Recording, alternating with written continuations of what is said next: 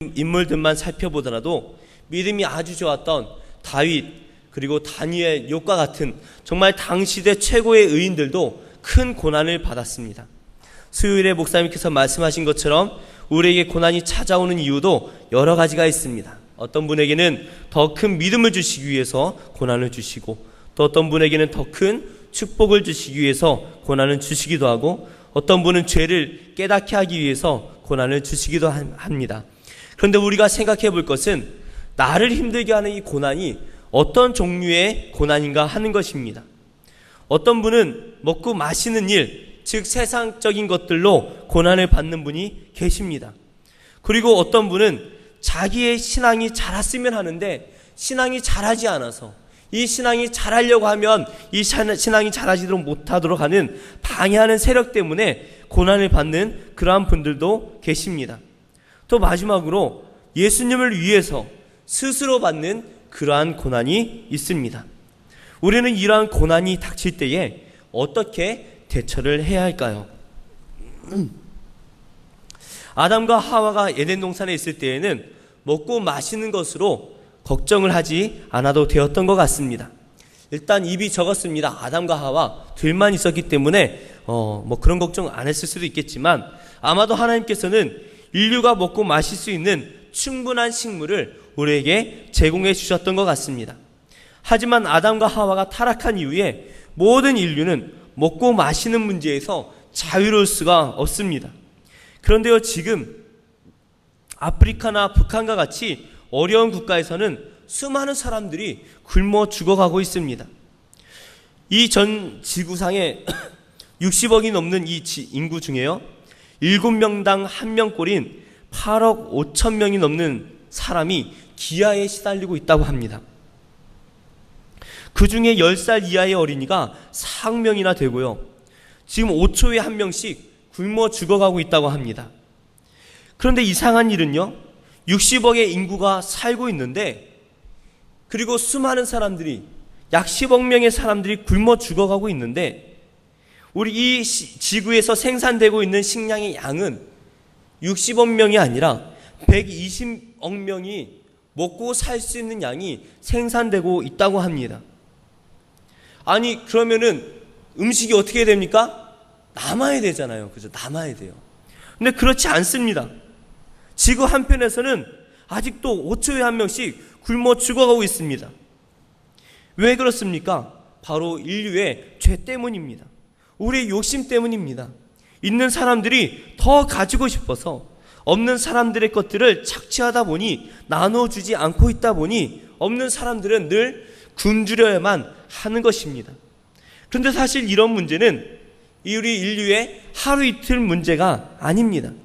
아담이 타락한 이후에 인류 모두에게 다가오는 문제입니다. 우리나라도 경제적인 성장을 많이 이루었습니다. 하지만 아직도 우리는 가진 사람이든 그렇지 못한 사람이든 경제적인 문제로, 그리고 건강의 문제로 고난을 받고 있습니다.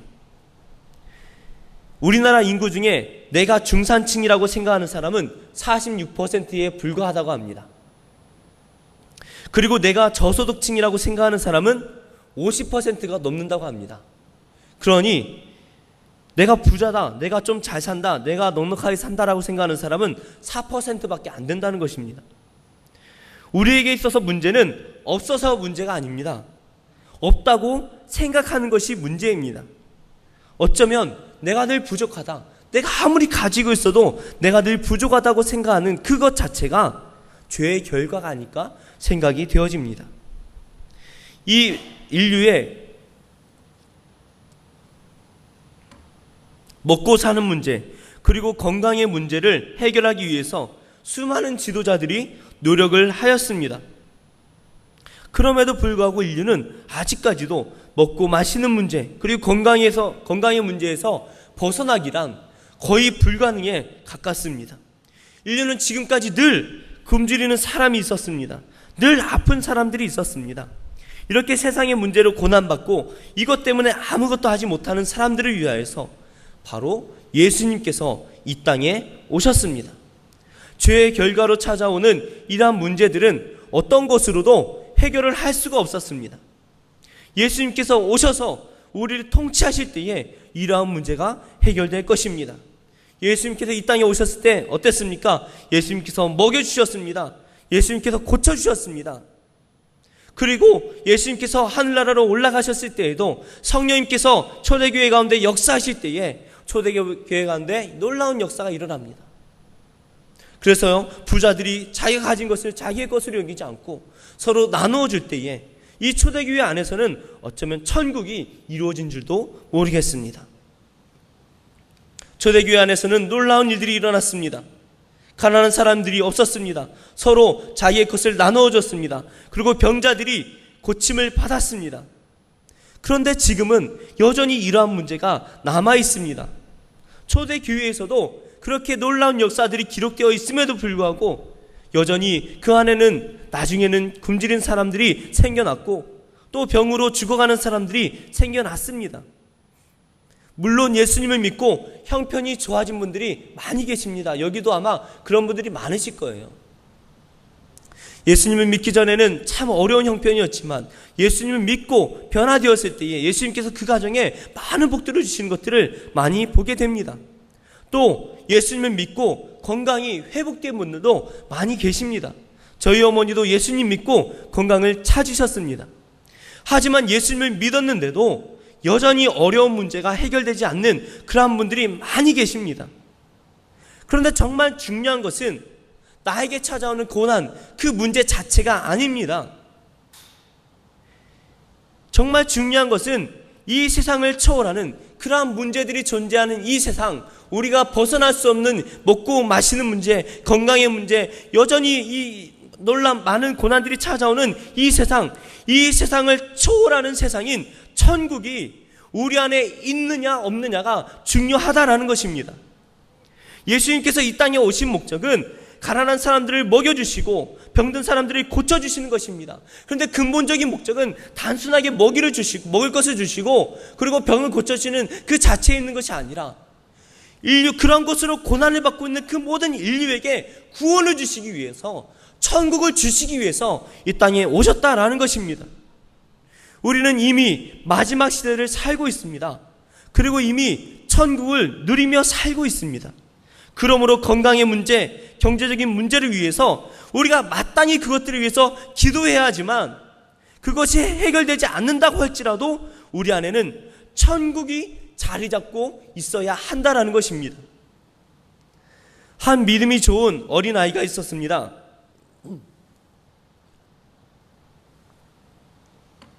예수님을 너무나 사랑해서 교회를 성실하게 잘 다녔던 한 10살 정도의 이 아이는 너무나 믿음이 좋았습니다.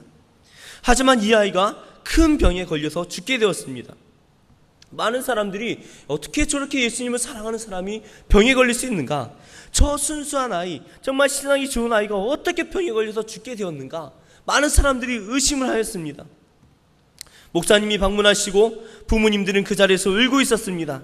그런데 이 아이는 웃으며 이렇게 말을 합니다. 저는 예수님께 가니 너무나 행복합니다. 우리가 볼 때 이 아이는 육신의 문제로 죽어갔습니다. 하지만 이 아이의 안에는 이미 천국이 자리 잡고 있는 줄로 믿습니다. 우리 마음속에 천국이 있을 때에 이 세상의 문제는 어떤 것도 문제가 되지 않는 것입니다. 우리가 육신의 고난 중에 있다면 우리는 마땅히 기도해야 합니다. 우리는 기도를 해야 합니다. 그런데 예수님께서는 우리에게 기도하라 말씀하시면서 먼저 기도해야 할 것이 있다라고 말씀을 하셨습니다. 마태복음 6장 33절의 말씀을 우리 함께 봉독하시겠습니다. 시작. 그런즉 너희는 먼저 그의 나라와 그의 의를 구하라. 그리하면 이 모든 것을 너희에게 더하시리라. 아멘. 여기서 두 번째 고난이 찾아옵니다. 내가 예수님을 위해서 정말 더 신앙생활을 잘하고 싶고 이 세상의 것이 아니라 정말 먼저 그의 나라와 그의 의를 구하고 싶은데 그것이 마음대로 잘 되지 않는다라는 것입니다. 예전에 CBS에서 한 집사님께서 이런 간증을 했습니다. 오랫동안 제사를 드려온 집에 시집을 갔습니다. 그래서 그곳에서 제가 예수님 믿기 때문에 제사를 드리지 않겠습니다 라고 말을 했더니 시어머니가 옷을 다 벗겨서 친척들이 다 보는 앞에서 옷을 다 벗기고 때리더랍니다. 그런 수모를 몇 년 동안 당하면서 신앙을 지켜왔는데요, 결국에는 모든 가족이 다 예수님을 영접하게 되었다라고 합니다. 이렇게 신앙을 지키기 위해서 고난을 당하는 것도 참 쉬운 일이 아닙니다. 다니엘과 같이 신앙을 지키는 것 그 자체로 생명의 위협을 당할 수가 있습니다. 하지만 우리는 이때 기도해야 합니다. 마귀가 제일 싫어하는 것이 무엇이겠습니까? 믿지 않는 사람이 예수님을 믿는 걸 가장 싫어하는 것입니다. 처음에 예수님을 믿으면 내 안에 남아있는 과거의 죄를 짓던 그 습관을 벗어버리기란 너무나 쉽지가 않습니다. 술을 마시던 분이 예수님 믿었다고 술을 끊기란 너무나 어렵습니다. 담배를 피우던 분이 예수님 믿었다고 담배를 끊는 것도 참 어려운 일입니다. 사탄은 어떻게든 우리의 신앙을 넘어뜨리기 위하여서 수단과 방법을 가리지 않고 우리를 공격을 합니다. 우리는 이때 무엇을 해야 됩니까? 우리는 기도해야 합니다. 예수님을 믿고 안 믿고는 생명이 달린 문제가 아닙니다. 예수님을 내가 믿고 안 믿고는 생명이 아니라 영생이 달린 문제입니다. 그러므로 우리는 우리의 신앙을 위해서는 목숨을 걸고 우리는 기도를 해야 합니다. 야곱이 환도뼈가 부러지도록 하나님과 씨름을 한 것처럼 우리는 신앙을 위해서라면 하나님께 목숨을 걸고 기도해야 하는 것입니다. 제 친척 중에 한 분이 알코올 중독에 빠졌었습니다. 할머니께서는 교회를 오랫동안 다니신 분인데요, 이 아들을 위해서 늘 기도했습니다. 그런데도 술에서 벗어나지 못합니다. 응급실에 몇 번 실려가고, 그리고 자기도 이것을 하면 안 된다라는 것을 압니다. 살아야 되겠다는 생각으로 교회를 나왔지만 자기의 신앙도 잘하지 않고, 그리고 술을 끊지도 못했습니다. 그래서 이분이 내가 이래서는 안 되겠다, 그리고 금식하며 기도원에 들어갔습니다. 기도원에 가서 기도하는 가운데 성령님을 만나고 단순간에 술을 끊고 담배를 끊었습니다. 그래서 실험을 해봤답니다. 술을 한번 마셔봤대요. 술이 그렇게 쓰더랍니다. 그리고 담배도 한번 펴봤대요. 그랬더니 입에 정말 이 막 독을 품는 것처럼 못 피겠더라는 거예요. 실험해보시면 안 됩니다. 그런데 이분이요, 그 경험을 한 다음에 신앙이 얼마나 좋아졌는지 모릅니다. 우리가 보통 만날 때에는 교회 안에서 만나도 이 신앙적인 얘기가 잘 안 나오잖아요. 근데 이분은요, 만나면 그냥 처음부터 끝까지 신앙적인 얘기로 시작해서 신앙 이야기로 끝나요. 늘 은혜가 충만하여 살아갑니다. 왜 그렇습니까? 이 세상의 문제가 아니라 예수님을 만나고 예수님 위해서 내 신앙의 문제를 맡기고 목숨을 걸 때에 예수님께서 그 신앙의 문제를 해결해 주신다는 것입니다. 사탄이 우리를 공격할 때 우리가 그 사탄의 공격을 이겨낼 수 있는 건 오직 말씀과 기도뿐입니다. 우리가 말씀으로 무장하고 기도로 나아갈 때에 사탄은 도망갈 줄로 믿습니다. 그런데 오늘 우리가 살펴볼 말씀은, 우리 오늘 말씀을 통해서 살펴보고자 하는 말씀은 이 고난 중에 그리스도를 위한 고난입니다. 이 고난은 제가 앞에서 말씀드렸던 이 세상의 것들을 위한 고난, 혹은 내 신앙을 위한 고난, 이것과 다른 점이 있습니다. 뭐냐 하면 우리가 자발적으로 받는 고난이라는 점입니다. 세상의 것을 누리며 편하게 살 수도 있지만 우리는 예수님을 위해서 세상의 것을 포기하고 스스로 고난을 받습니다. 교회를 다니지 않는 분들이 보면 참으로 이해할 수 없는 그러한 일입니다. 그런데 베드로는 베드로전서 4장 13절에서 우리에게 이렇게 말을 합니다. 우리 함께 봉독하시겠습니다. 그리스도의 고난에 참여하는 것으로 즐거워하라. 아니, 세상에 즐거운 고난이 어디에 있겠습니까? 즐거운 고난이라는 말 들어보셨습니까? 저는 즐거운 고난이라고 기껏 생각해낸 게 등산 갈 때 힘들지만 올라가면 참 기쁘지 않습니까? 기껏 그 정도밖에 생각을 못 하겠더라고요. 고난이라는 뜻 자체가 힘들다는 말입니다. 결단코 즐거울 수가 없는 일입니다. 그런데 이 고난을 즐거워하라고 우리에게 말을 하고 있습니다. 이 참 말이 안 되는 일입니다. 그런데요, 이 고난을 즐거움으로 감당하던 사람들이 있었다라는 것입니다. 오늘 사도행전 5장에 나오는 이 제자들은 예수님을 위해서 고난당하기를 즐거워하고 있습니다. 사도행전 1장부터 5장의 말씀까지 읽어보면 이 제자들이요, 참 이상해요. 이 고난을 즐기고 있습니다. 이상한 사람들입니다. 군대에 있을 때 이런 이상한 사람을 만났습니다. 남들은 힘이 들어서요, 인상을 쓰고 있습니다. 그런데 혼자 싱글벙글 즐거워하는 사람이 있었습니다. 그 물어봤습니다. 아니 이렇게 힘든데 왜 그렇게 싱글벙글합니까? 저보다 고참이었기 때문에 왜 그렇게 싱글벙글합니까? 그랬더니 자기는 군대가 체질에 맞다는 것입니다. 그 참 재미있다고, 참 그래서요 체질에 맞아서 너무 재밌대요. 군대에서 훈련받는 것도 재밌고 고참들이 갈구는 것도 재밌고 자기 밑에 사람이 갈구는 것도 재밌고 다 재밌다는 겁니다. 참 이해할 수 없는 신기한 체질입니다. 그런데 오늘 말씀에 나오는 이 사도들의 모습이 바로 이런 모습입니다. 이 제자들이 어떤 제자들입니까? 이미 앞에 있는 사도행전 말씀들을 통해서 보면 수많은 협박을 받았고요, 수많은 경고를 받았습니다. 이들의 경고는 그냥 겁주는 정도가 아닙니다. 다시 한 번만 더 걸리면 죽여버리겠다, 그런 협박입니다. 그리고 사두개인들은 이스라엘의 최고 통치자였기 때문에 이들은 실제로 이 제자들을 죽일 수 있는 그러한 사람들이었습니다. 예수님을 죽였던 이들이 무슨 일이든 못하겠습니까? 실제로 이후에 바울은 그리스도인들을 죽이기 위해서 계획을 세우고 그 계획을 실행하려고 했던 사람입니다. 그런데 이 사두개인들에게 협박을 받은 제자들은 협박을 받고 나가서 뭐합니까? 또 복음을 전합니다. 이상한 사람입니다. 내가 널 죽여버리겠다, 또 잡아서 가둬서 또 협박을 합니다. 다시 한 번만 더 예수의 이름으로 복음을 전하면 내가 널 죽여버리겠다, 그 쫓아냅니다. 그런데 또 가보면 뭐하고 있습니까? 또 복음을 전하고 있는 거예요. 참 이상한 사람입니다. 이 사두개인들이 볼 때는 이건 보통 사람이 아닙니다. 정신이 나간 사람입니다. 사실 배고픈 고난은요 어쩔 수 없이 견디게 되어 있습니다.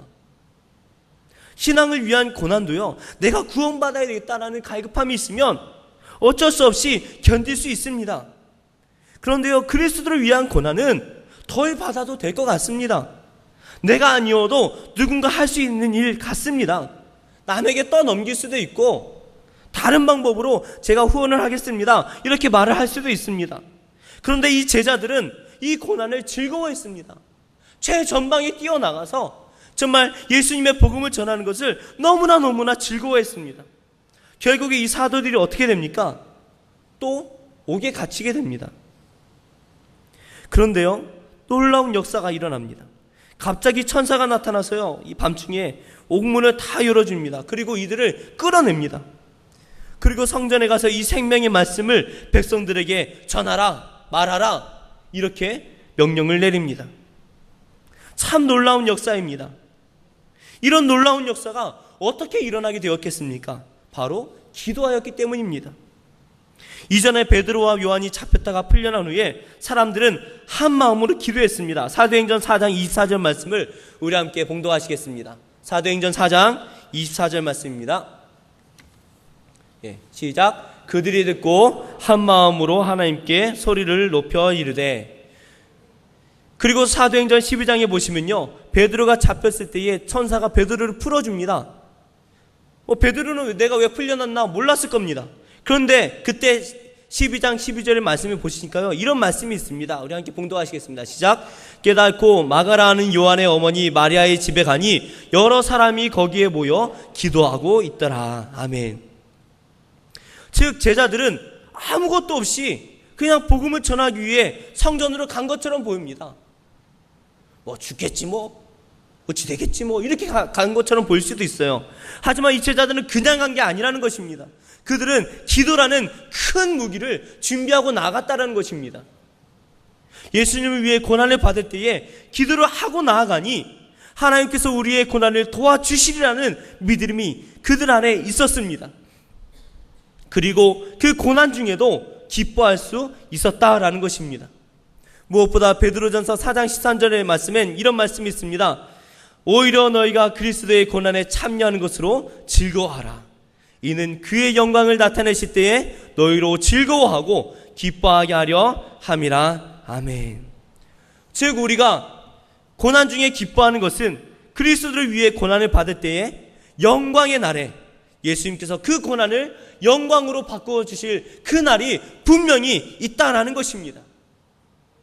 스데반은 정말 예수님을 위해서 고난을 받을 때에 예수님께서 그 영광의 날을 죽기 전에 보여주셨습니다. 어떤 분은 아파트 전도를 가서 문에 전도지를 꽂고 오면 꼭 전화가 오는 데가 있다고 합니다. 그 전화를 받아보면요, 뭐 좋게 말을 안 하죠. 이렇게 막 무슨 XX 하면서 다시는 우리 집에 전도지 붙이지 말아라. 다시 하면은 뭐 난리치겠다. 이렇게 뭐 전화를 한다고 합니다. 그 이분이 전화를 다 받고 아무 말도 안 하다가 죄송합니다. 딱 끊는다고 합니다. 참 기분 나빠요. 저도 그런 전화를 가끔 받습니다. 뭐 어디 아파트인데요, 붙이지 마세요. 아니면은 뭐 전도하지 마세요. 쓰레기 버리지 마세요. 막 이렇게 전화가 옵니다. 너무 기분 나쁩니다. 왜냐하면 뭐 전도하는 건 좋은 일이지만 기분 나쁘게 말을 하잖아요. 너무 기분이 나빠요. 근데 그분은요, 그 전화를 받고 딱 전화를 끊으면 이렇게 합니다. 감사합니다. 기도합니다. 그리고 어떻게 하냐면 방금 전화했던 그 집에 가서 전도지를 또 붙이고 온다고 합니다. 그분도 사람입니다. 그 전화를 받으면 너무나 기분이 나쁠 거예요. 막 협박을 하니까 그 협박대로 하면 어떻게 하나 걱정이 될지도 모릅니다. 다른 고난을 즐거워하지는 않을 것입니다. 그런데 그분은 그리스도를 위한 고난은 기쁨으로 받아들이고 있는 것입니다. 이렇게 고난을 기쁨으로 감당하는 사람이 있었습니다. 바로 바울입니다. 예수님을 믿는 사람들을 죽이려고 했던 이 바울, 내가 예수님 믿는 모든 사람들을 다 죽여버려야 되겠다, 이런 계획을 품었던 이 바울이 이제 그리스도의 사람이 되어서 갈라디아 6장 17절 말씀에 이렇게 말을 합니다. 우리 함께 봉독하시겠습니다. 이후로는 누구든지 나를 괴롭게 하지 말라. 내가 내 몸에 예수의 흔적을 지니고 있노라. 아멘. 바울은 예수님을 위해 고난받기를 즐거워했습니다. 왜냐하면 마지막 날에 받을 예수님의 상을 바라보았기 때문입니다. 그리고 그는 예수님께 복음의 빛을 진 자였기 때문에, 예수님을 너무나 사랑하는 사람이었기 때문에 예수님을 위하여서 고난받기를 즐거워하였습니다. 사랑하는 우리 성도님들, 지금 무엇으로 고난받고 계십니까? 우리에게 닥친 먹고 마시는 일, 세상의 일들로 고난을 받고 계신다면 마땅히 기도하시기 바랍니다. 우리가 믿음으로 기도할 때에 하나님께서는 반드시 응답하시리라 믿습니다. 그런데 우리는 먼저 그의 나라와 그의 의를 위해서 기도해야 할 것입니다. 우리 안에 천국이 임하시도록, 그리고 우리가 예수님의 의를 품고 사는 온전한 믿음을 갖도록 우리는 깨어 기도해야 합니다. 마지막으로 우리는 이 모든 고난 중에 그리스도를 위한 고난을 기뻐해야 할 것입니다. 이 고난은 우리가 피할 수 있습니다. 수많은 그리스도인들이 이 고난을 피해 다닙니다. 하지만 이 고난에 참여하는 자에게는 큰 상급이 기다리고 있는 줄로 믿습니다. 우리는 이러한 고난 중에 깨어 기도해야 합니다. 그러면 하나님께서 우리를 고난 중에 건져주시고, 고난 중에 더 큰 믿음을 주시고, 고난 중에 천국을 보게 하시리라 믿습니다. 이 시간 우리 함께 기도하기를 원합니다. 하나님, 우리가 여러 가지 이유로 고난을 받고 있습니다. 하나님, 우리가 이 고난 가운데 하나님을 바라보게 하시고 하나님을 위한 고난을 기뻐하며 감당케 하여 주시옵소서. 함께 기도하시겠습니다. 하나님, 우리가 이 세상 살면서 하나님 많은 고난을 당하고